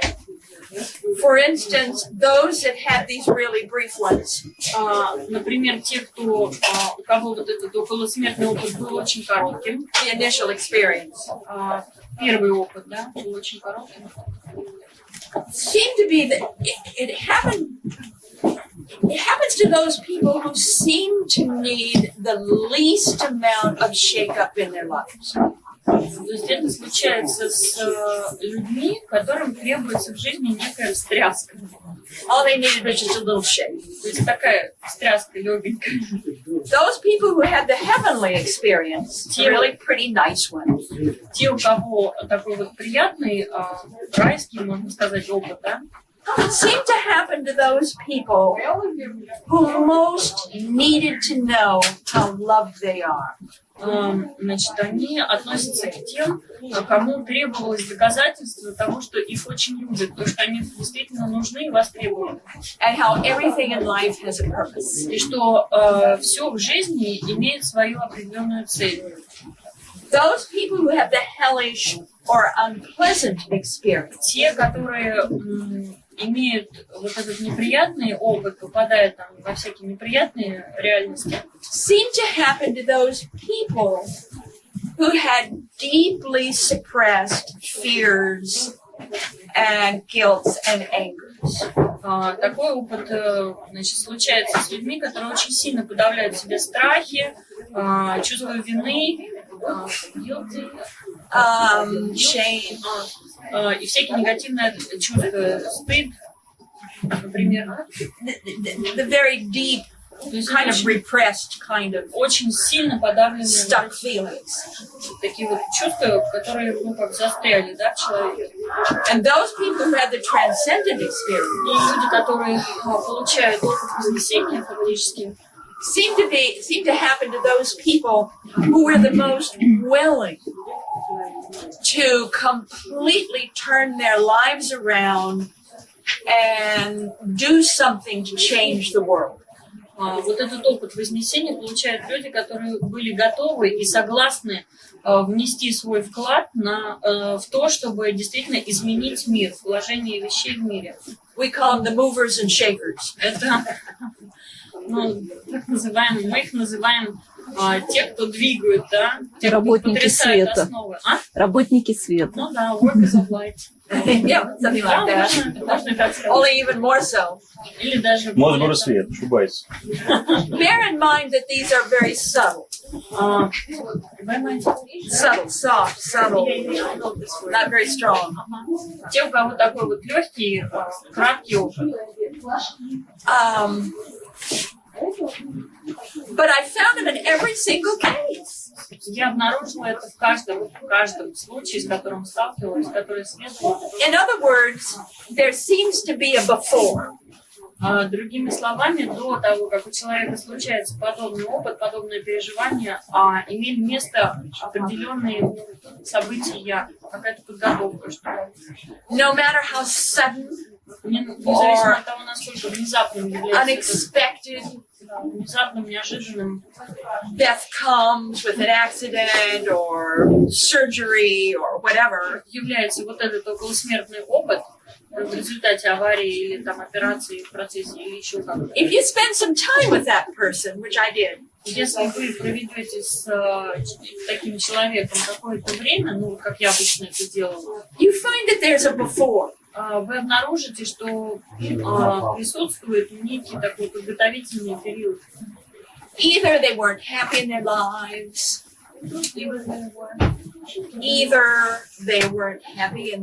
Либо человек был очень так несчастлив в своей жизни, or they were ready for a change or wanted a change, либо человек как-то вот неосознанно стремился и требовал, и запрашивал каких-то перемен в своей жизни. or they felt their lives were perfect, so they would never have to make a change. Либо человек, наоборот, считал, что его жизнь идеальна и никогда бы не согласился ни на какие перемены. Or they carried around inside of them a lot of regret, Либо человек внутри сдерживал очень много, очень сильно сдерживал сожаление, or a lot of pain. или боли какой-то. There was always something ahead of the experience Всегда что-то предшествует вот этому околосмертному опыту. that showed me that somehow they were getting ready for something. И когда я узнавала об этих событиях, да, о том, как все складывалось, я понимала, что вот человек-то как раз был готов в тот момент, когда все случилось. Now, when we talk like that, Когда мы разговариваем подобным образом, we're talking about the soul. мы разговариваем о душе. And you can't talk about the soul as a hardcore researcher. И нельзя говорить о душе, ну, с точки зрения парадоксальной. But you can talk about the О soul душе можно in говорить other types of research. через другие. Нельзя душу саму по себе вот так взять и исследовать, да, препарировать. Ее можно изучать через какие-то другие области. So therefore, I need to tell you a little bit about me. Поэтому мне надо рассказать вам кое-что из своего, наверное, личного опыта. Кое-что из своего. She has a question. Oh, well, we're going to talk about the soul, but okay. Чтобы понимать, что вы говорите, я хочу задать вопрос, потому что давно уже пришел. Имеет ли течение вот к этому опыту отношение, состояние просветленности человека? Об этом вы говорите. И степень приближения к Богу, вот, вы говорили, что 4 стадии, да? Что как бы подходит момент, когда человек случается. Да. Его приближает к себе Бог, он помогает. Является ли это просветлением? И является ли автор просветленным человеком?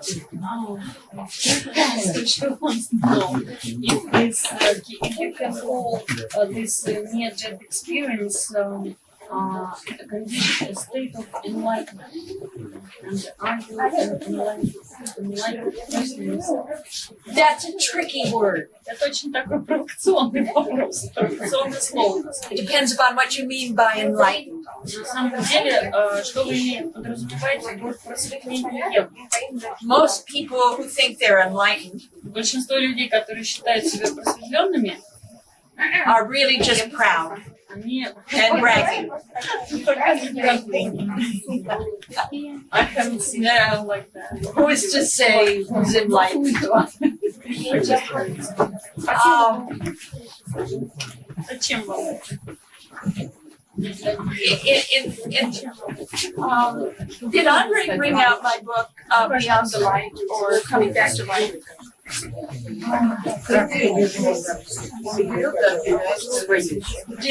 Did Andre bring out my book, Beyond the Light, or Coming Back to Light?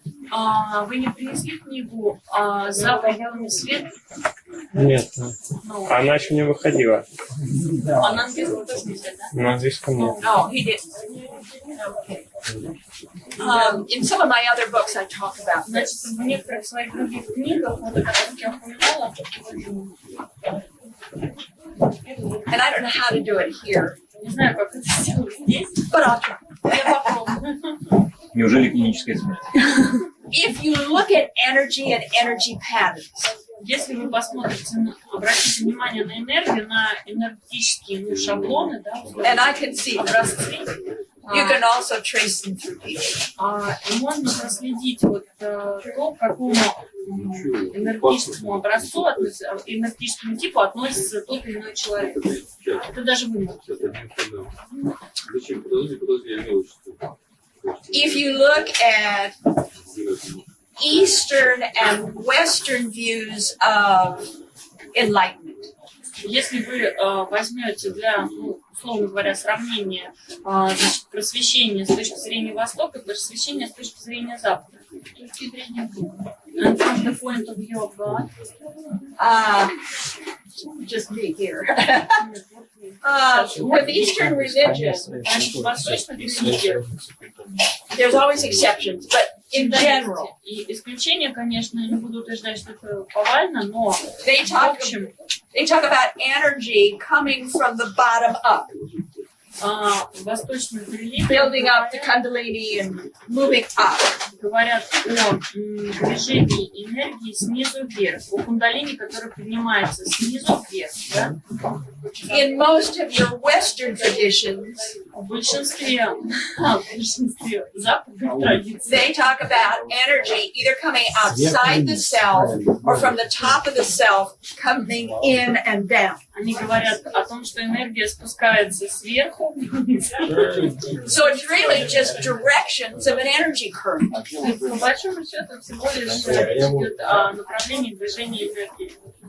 You can take all the religions and all the traditions and reduce them down to directional force of an energy current. Вы можете изучить там, все религии, все направления, да, конкретно, условно говоря, вы можете заняться, изучить.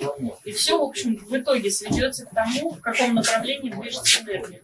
Your real enlightenment comes Настоящее просветление наступает when the two currents converge. тогда, когда вот эти два энергетических встречаются. It creates a flash or light Образуется некая вспышка, да, we свет, call enlightenment.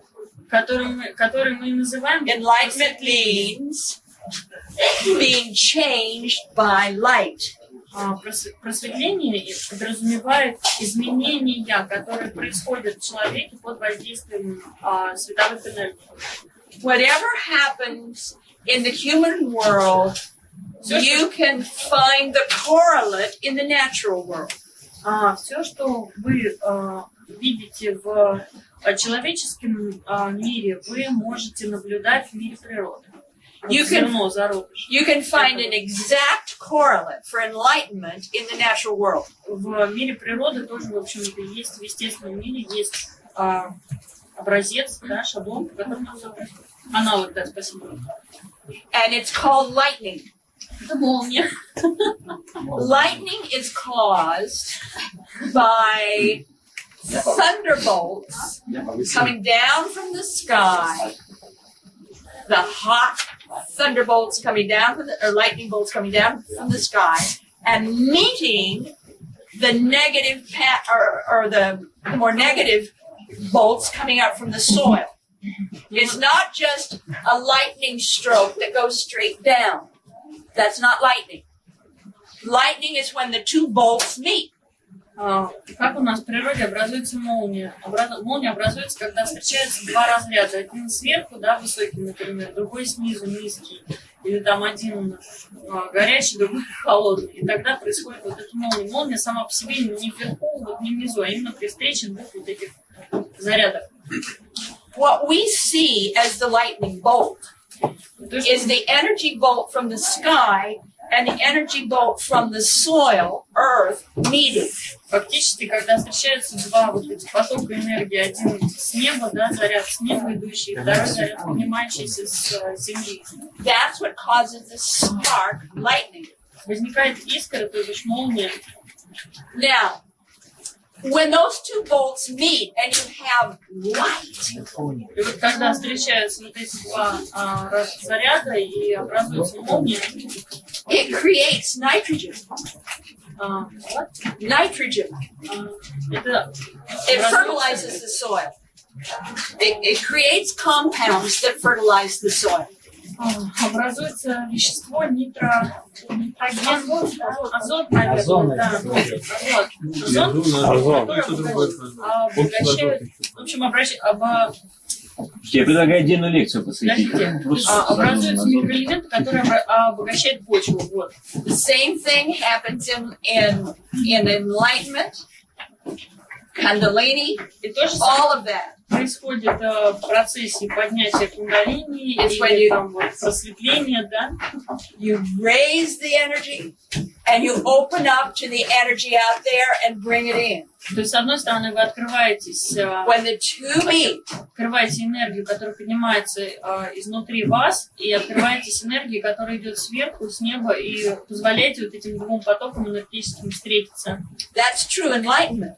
Это истинное просветление, но when those two bolts meet, когда встречаются вот эти два заряда, it creates fertilizer. То образуется fertilizer in the mind, it expands the mind. Происходит, ну, вот, случается нечто, извините, я не очень этой терминологии, честно говоря, Голова владею. взрывается. You suddenly know more. Расширение сознания. Yeah, you're more. Расширяетесь вы, расширяется ваше сознание, преобразовывается ваше сознание. It's a natural process. Это естественный процесс абсолютно. And you can cause it by many different traditions, exercises. Для активации этого процесса вы можете пользоваться любыми упражнениями любых систем. But there's a catch. There's a catch. There's a catch. In enlightenment, all of that I've just told you is phase one. Все то, о чем я вам сейчас рассказала, Some people call it initiations. Первая стадия. It's just phase one. Да, другими словами. You get to go through it again for phase two. You get to go through it again for phase three. And on and on and on. Да, нужно If you say, is somebody enlightened? Нужно продолжать свое движение в этом просветлении. What phase are they in? Фазу, третью, там, и четвертую, и сколько их там будет, да? Always more. Потому что за первую, имеющее место всегда скрывается и следует следующее. There's always more. Всегда больше, чем мы можем себе представить. Всегда имеется больше, чем мы можем себе представить. Извините, такой добрый вопрос. А вот апостол Павел почему умолчал? Он рассказал, что у него был посмертный опыт, но не рассказал его содержание. Как вы думаете, почему? Right. He had Надо у него спросить. but he never told about why.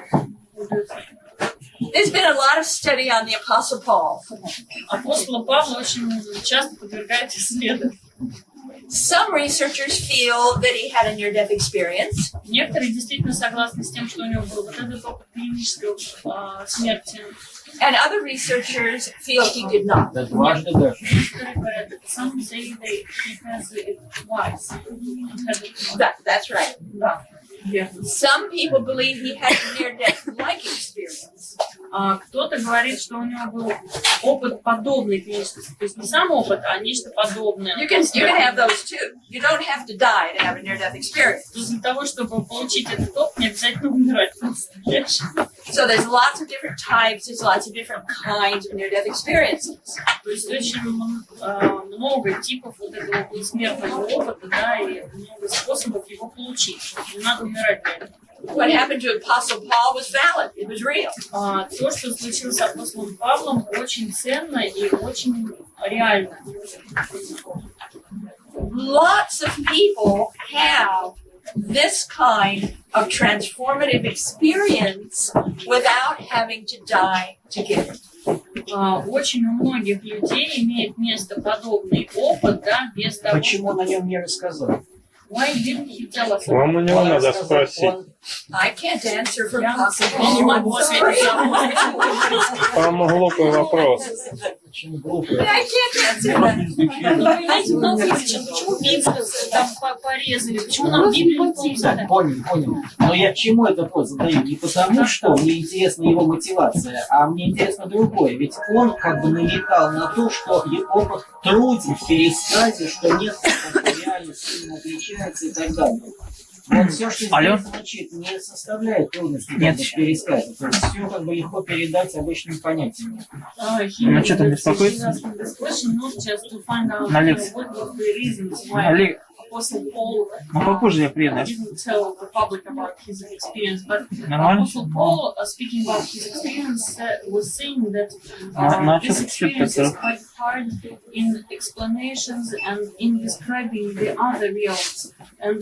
Ну я скоро приеду.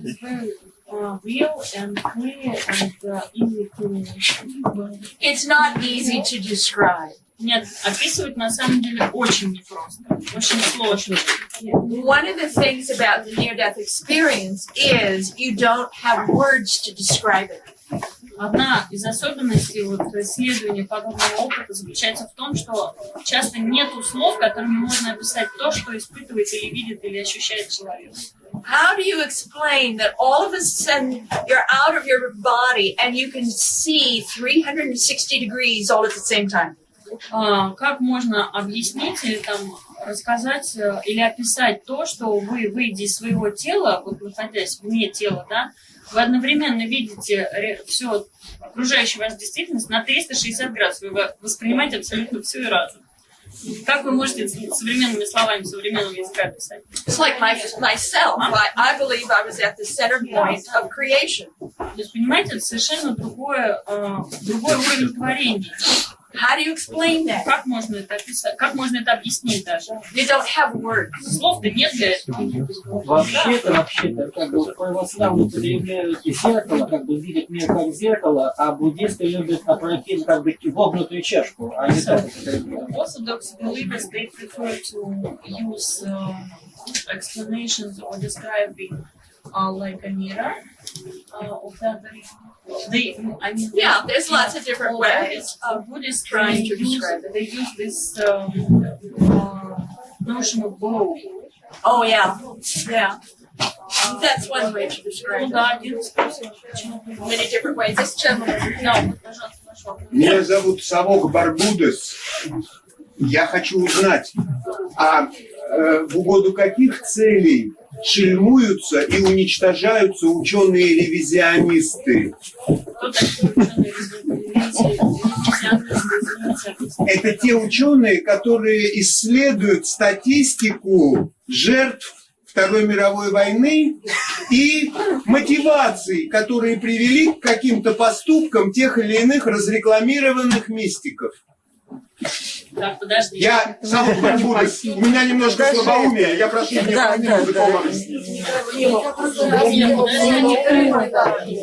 Мы говорим об опыте клинической смерти, мы не говорим о... Так они же многие клинической смертью, и клинической, и химической, и кислотой в лицо, и всякими разными другими методами уходили. Нет, клиническая смерть и физическая смерть...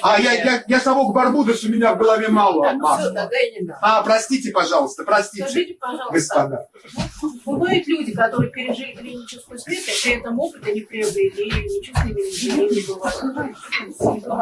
Other people who had this near-death experience and they never had any changes or after I had 21% in my research base who said that they had no after effects at all. Значит, я столкнулась в своих исследованиях, я бы определила это как 21% тех, кто испытал подобный опыт, и которые говорят, что у них никаких последствий в жизни не ощущается. It seemed like when I went back to these people and talked to them again, когда я заново встречалась с этими людьми, беседовала с ними, it seemed like their experience was very light. Значит, оказалось, что тот опыт, который они имели, был очень-очень такой легкий.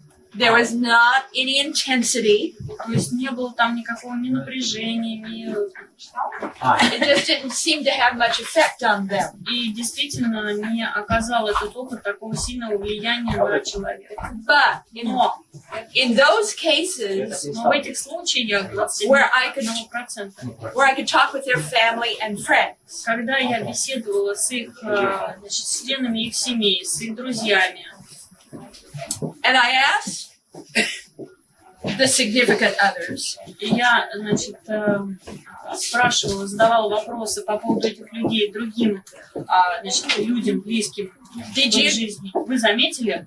Did you notice any difference Вы заметили afterward? какую-то разницу после того, как это с человеком случилось?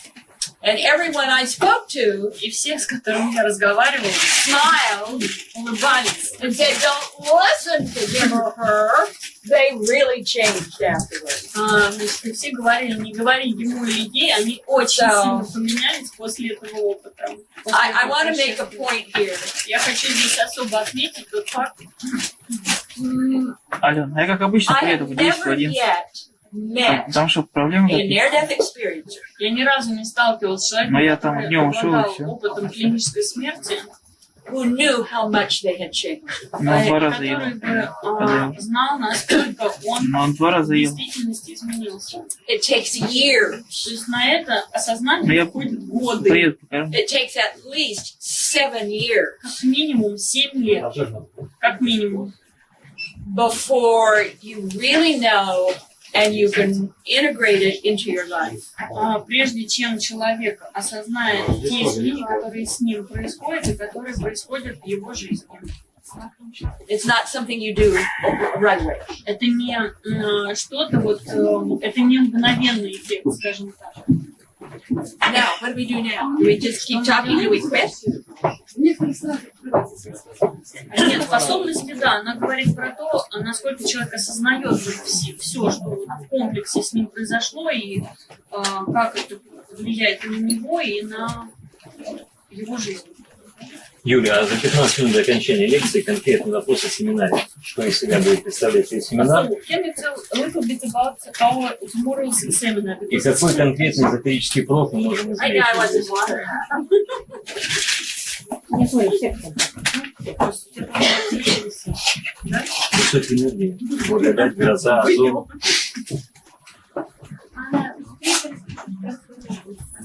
На семинаре. Это все будет на семинаре. Приходите на семинар. Но я сейчас напомню, но у кого будет возможность, приходите на семинар, потому что тема очень интересная.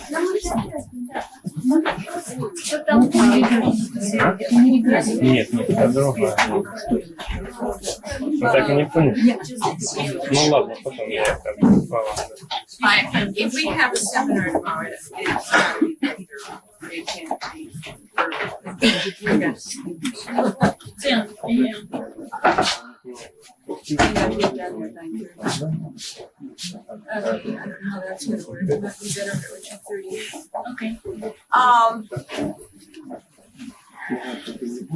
I don't know how to answer about the seminar.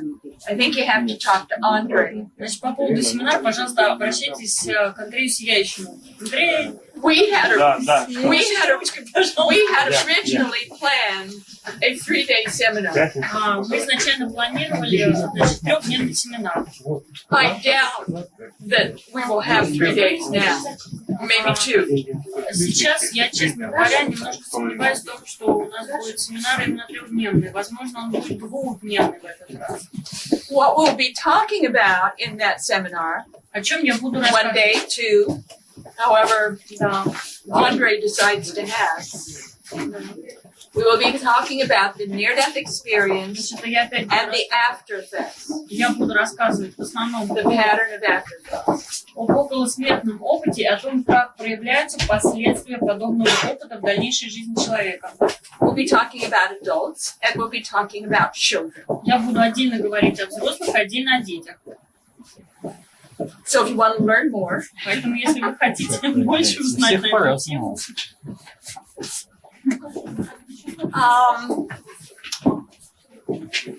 Julia asked me to talk a little bit about my own experience. да, вернусь к вопросу о собственном опыте. I can only tell you very little because remember I had 3. Я могу рассказать совсем немного, вкратце, потому что, как помните, And я имела 3 подобных опыта. I would be here for a long time. And I'm a little too tired to be here for a long time. Иначе, если рассказывать достаточно подробно о каждом из этих опытов, то это уйдет достаточно много времени и сил. My experiences were caused by miscarriage and extreme hemorrhage. Алло? Baby, miscarriage. Lost a baby. Ага, понял. Неправильно. Ну когда тебе можно перезвонить? И чего-то с плодом. Ну я просто новость хотел узнать. Это была смерть номер 1. My first death was primarily just an out-of-body experience. То есть первый случай околосмертного опыта это был фактически только опыт выхода из тела. It was what we would call the initial experience. Ну сейчас, подожди, я перезвоню сейчас на лекции. In my case, I was at home. В моем случае я была дома. I was not in a hospital. Не в больнице, в смысле дома. I had cramped. I was in a lot of pain. У меня были очень сильные боли. I did not know what was happening. Я вообще не понимала, что происходит. I made it to the bathroom. Я пошла в ванную, в туалет. And I filled the toilet with blood. И, в общем-то, у меня началось кровотечение очень сильное. And there was a wee little sac in the blood. И вот в этой крови, которая из меня вышла, был маленький такой мешочек. And I stood up. Я встала. And it felt like there was a lightning bolt that went right through my heart. И у меня такое ощущение было, что меня в сердце ударила молния. It's like my heart was pierced. То есть как будто мое сердце пронзили насквозь. The body fell on the floor. Тело, физическое тело упало на пол. And I separated from my body and went up to the ceiling. Я оказалась отдельно от тела под потолком. I did not know what had happened. И тогда я не очень поняла, что произошло. Very seldom does a near-death experiencer know what is happening. На самом деле люди, которые получают вот этот опыт клинической смерти, редко понимают в момент происходящего, чего происходит на самом деле. In my case, the light was the light bulb, and the light bulb was on.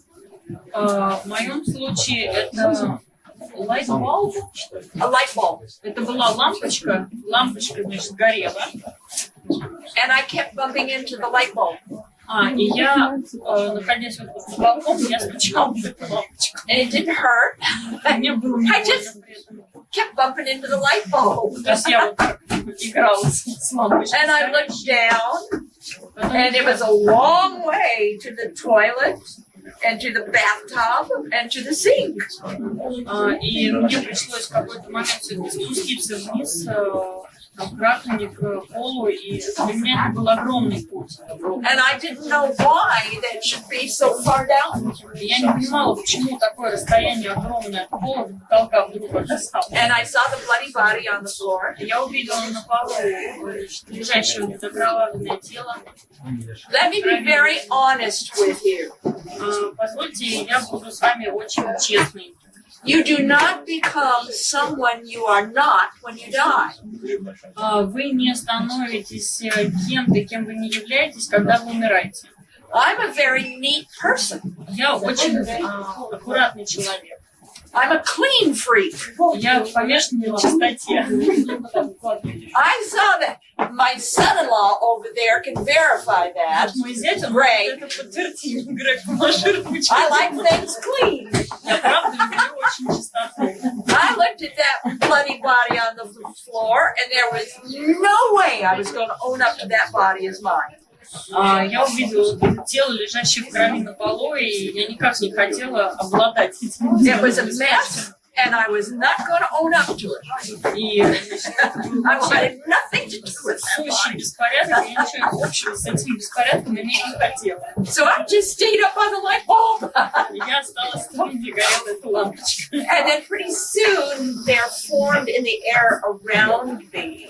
И довольно скоро вокруг меня образовалась воронка, что ли. I called them blobs. Я называла Blobs. I don't know what else to call them. They were like ink blocks, only fully dimensional. They were just blobs. такие They вот didn't have any form or shape. ну вот какие-то существа, Stuff. вот что-то. And they were kind of dark and yucky, and I didn't like them. Они были такие темные, и мне почему-то очень не нравились. And pretty soon there was, it seemed like every thought I thought, there were more blobs. И чем больше я вот думала что-то, да, тем больше этих черных. And I didn't like being up there, and I didn't like the blobs. И мне разонравилось находиться там среди вот этих черненьких. And I couldn't figure out what was causing them. И я никак не могла сообразить, что вызывает их в жизни. Then I heard a loud snap. Потом я услышала громкий щелчок. You have rubber bands here? It's like a rubber band being stretched way out and then suddenly you let go and slaps back. Это вот как резинку растянуть широкую, тугую такую, да, и потом отпустить, такой вот громкий щелчок. That's the way I came back into my body. Таким вот с этим щелчком фактически я попала обратно в свое тело. Like an overstretched rubber band. То есть как будто вот я оттягиваю, потом бабах, меня обратно втянули. But I had to shrink to fit back in. Но мне пришлось, фактически сжаться, да, чтобы попасть. Because I was bigger out of my body than I was inside my body. Потому что я была гораздо больше вне своего тела, чем в теле. And I was pulled all the way back to my toes. И, в общем, меня так втягивало до кончиков пальцев на ногах. And when I was finally in my body, да, и когда я обратно оказалась полностью в теле, the first thing I did was clean up the mess. Первое, что я сделала, я убрала тот беспорядок, который устроил. Yes, I did! Да, я полностью убралась. I went to a doctor later. Только потом я обратилась к врачу. I found out in my second death what the blobs were. Во втором опыте клинической смерти я выяснила, что это за вот эти черненькие сущности, которые вокруг меня. I died again 2 days later. Потому что через 2 дня у меня это все повторилось. It was from phlebitis and thrombosis that dislodged. Это был тромбоз и... Да, тромбоз. And there were blobs again, only this time they were pretty.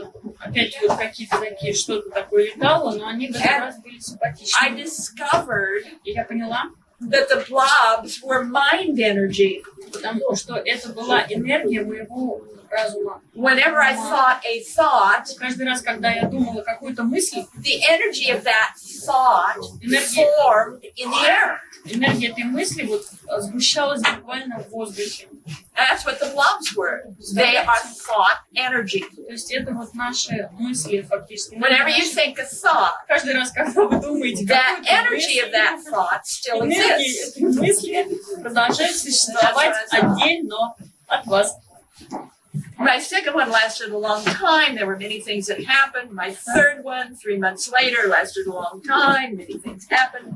Вторая моя смерть была достаточно длительной, там много чего случилось. Третья, которая имела место 3 месяца спустя после первого звука, тоже была довольно длительной, и там много чего случилось. When it was through, и когда все это закончилось, I could not recognize my own children. Я не могла узнавать своих собственных детей. I had no idea who I was. То есть я не могла понять, кто я такая. I did not know what bed was. Bed? Bed. Я не представляла, что такое I постель. did not know what a newspaper was. Я не представляла, что такое газета. I did not know what food was. Я не понимала, что такое еда. I didn't know anything. Я вообще ничего не понимала. All I knew Все, что я знала, was that I was a soul это то, что я душа, and that I belonged in this great big world. и то, что я принадлежу и существую в этом огромном мире. And I did not know why И я не знала, почему I was now squeezed into this little body in another world. меня так вот взяли, ужались. And it took me a long time to Маленькое, bring that together. тесное тело и отправить обратно жить в этот мир. И у меня достаточно много времени ушло на обратную адаптацию. When times were the most difficult, И самые трудные времена I would chant to myself. я разговаривала в самые сложные моменты, я разговаривала сама с собой, God is. что Бог есть. And I would say, God is, God is, God is, for hours. Есть. Часами повторяла себе. Kept me saying. Да. Я повторяла, продолжала, повторяла раз за раз. And then I learned a litany of just a little piece that also made a big difference in my life when I was trying to come back and figure out who I was and what a body is. И в тот период, когда я пыталась обратно вот, помириться с собой, со своим телом, в период адаптации, я узнала кое-что, что сильно повлияло на мою дальнейшую жизнь, помогло мне адаптироваться. I don't know how many of you here like science fiction. Я не знаю, насколько вы любите Some of you like science fiction. научную фантастику. Are you acquainted with the books Dune by Frank Herbert? D-U-N-E. Dune. Серия Дун. Dune, да? the Dune books. Да. I read the first of the Dune books. Я прочитала первую из этой серии книгу после того, как со мной все произошло. And in the first couple of pages, И на первых 2 страницах those special women that are trained in the там Dune была books, женщина, которую специально учили, тренировали. part of their power comes from what is called the litany of fear. Часть их силы заключалась в способности управлять энергией страха. Now, for some reason, I memorized that litany different than what's in the book. По какой-то причине я совершенно по-другому восприняла и запомнила вот это описание, чем оно в книге дано. This is the way I memorized it. То, как я запомнила. Fear is the mind killer. Это убийца ума. It is the little death. Это маленькая смерть. I will face my fear. Я открыто посмотрю на свои страхи. It will pass over me, Это пройдет мимо меня, around me, вокруг меня and through me. и через меня. And when Я it кормил 2 is раза, когда я past, уходил, и утром, и в обед. Видите, там поговорить. I will remain. Я останусь. Я останусь. Let me say that again. Я еще раз повторю это. Fear is the mind killer. Страх — это убийца ума. Ну ладно, It is the little death. маленькая смерть. I will face my fear. Я посмотрю в лицо своему страху. It will pass over me, Он пройдет надо мной, around me, вокруг меня and through me. и через меня. And when it is gone, И когда он уйдет, I will remain. я останусь. That litany gave me so much courage. И мне этот кусочек, этот абзац дал такое мужество, такую смелость. When my experiences were over, И когда эти мои переживания и опыты закончились, I had to relearn how to stand, мне пришлось заново учиться стоять, how to walk, ходить, how to run, бегать, how to tell the difference between left and right, как различать правое и левое, how to see properly, как правильно смотреть глазами, слышать ушами. and redo all of my belief systems. И вообще пришлось изменить, очень сильно проработать систему верования, систему ценностей. It's like being a baby again. Ну, то есть, как будто я заново родилась и была буквально ребенком. Да? And I had to learn everything over again from scratch. И мне пришлось учиться всему заново буквально. And it was a struggle. Это была борьба. С трудом давалось. 1 year later, Год спустя I was pretty much a human being again. я, в общем-то, очень таким нормальным человеком обратно стала. And that's when I began my research. И тогда я начала свои исследования. So we finished now because we were close. Oh, good, we're finished. Да, все, мы на этом May закончили. I autograph Короткий anything? вопрос, очень короткий. Там спрашивали вас, хотите, наверное, If they ask you if you want to Not in my case. Нет, не мои. I was told by that voice to do the research. Мне это говорили, That да, I need that. провести вот эти исследования. Я вернулась. Anybody want to take this seminar? Talk to Andre. Where's Те, Andre? кто захотят участвовать в семинаре, пожалуйста, обращайтесь к Андрею, я ищу. У него фамилия такая.